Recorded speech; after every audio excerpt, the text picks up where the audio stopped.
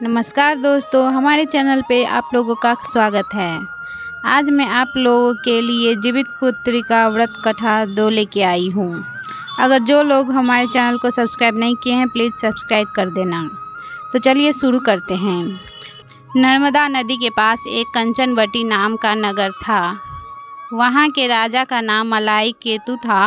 उसी नर्मदा नदी के पश्चिम और बलुहटा नाम की मरुभूमि थी, जिसमें एक विशाल पेड़ पर चील रहती थी और उसी पेड़ के नीचे एक सियारिन भी रहती थी। चील और सियारिन दोनों ही पक्की सहेलियां थी। कुछ महिलाओं को जितिया व्रत करते देख चील और सियारिन ने भी यह व्रत करने का संकल्प लिया और दोनों ही भगवान श्री जिमुतवाहन की पूजा और व्रत करने का प्रण ले लिया। जिस दिन दोनों को व्रत रखना था, ठीक उसी दिन शहर के एक बड़े व्यापारी की मृत्यु हो गई और उनका दाह संस्कार वही मरुस्थल पर हुआ। मुर्दा देखकर सियारिन को भूख लगने लगी और वह खुद को रोक नहीं पाई, जिसके कारण उसका व्रत टूट गया। परंतु चील ने खुद पर संयम रखा और पूरी श्रद्धा और नियम से अपना व्रत पूरा किया और अगले दिन व्रत का पालन भी किया। उसके बाद अगले जन्म में दोनों सहेलियों ने पुत्री के रूप में एक ब्राह्मण परिवार में जन्म लिया। उनके पिता का नाम भास्कर था। चील बड़ी बहन और सियारिन छोटी बहन बनी।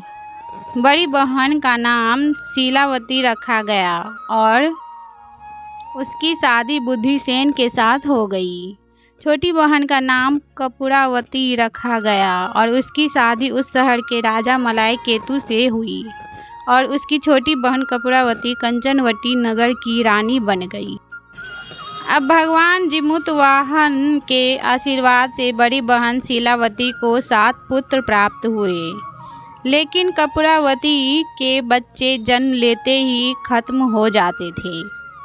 कुछ सालों बाद शीलावती के 7 पुत्र बड़े हो गए और राजा के दरबार में काम करने लगे।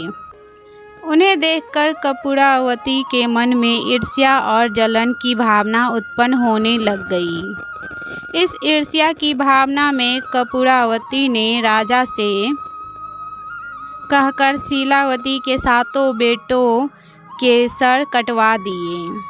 फिर उन 7 सिरों को साथ में बर्तन में डालकर ढक दिया गया और शीलावती के पास भिजवा दिया गया। यह सब देख भगवान जिमुतवाहन ने मिट्टी की सहायता से 7 भाइयों के सर बनाए और सभी सिरों को धड़ से जोड़कर उन पर अमृत छिड़क दिया, जिसके कारण वे 7 भाई फिर से जिंदा हो गए और घर लौट आए। रानी ने जो कटे सर भिजवाए थे वह सब फूल बन गए। कपूरावती समाचार पाने को बहुत व्याकुल थी, लेकिन जब उसे इस बात का पता चला तो वह अपने बड़ी बहन के घर गई और वहां सबको जिंदा देखकर आश्चर्य में पड़ गई और बेहोश हो गई। जब कपूरावती होश में आई तो उसने अपनी बड़ी बहन से यह सारी बात बताई और अपनी गलती का पश्चाताप किया। भगवान जिमुतवाहन की कृपा से बड़ी बहन को पूर्व जन्म की सारी बात याद आ गई और वह अपनी छोटी बहन को उसी पेड़ के नीचे लाकर पूर्व जन्म की सारी बातें सुनाई, जिसे सुनकर कपूरावती फिर बेहोश हो गई और मर गई। जब राजा तक इस बात की सूचना मिली तो उन्होंने उसी जगह पर पेड़ के नीचे कपूरावती का दाह संस्कार कर दिया।